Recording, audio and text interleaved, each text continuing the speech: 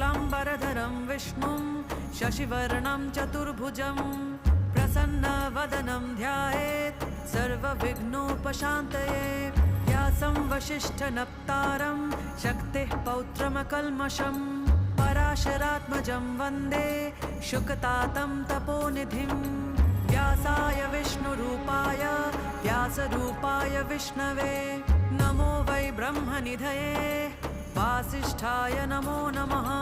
अविकाराय शुद्धाय नित्याय परमात्मने सदैकरूपरूपाय विष्णवे सर्वजिष्णवे।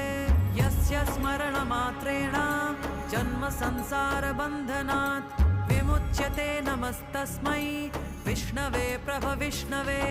ॐ नमो विष्णवे प्रभविष्णवे।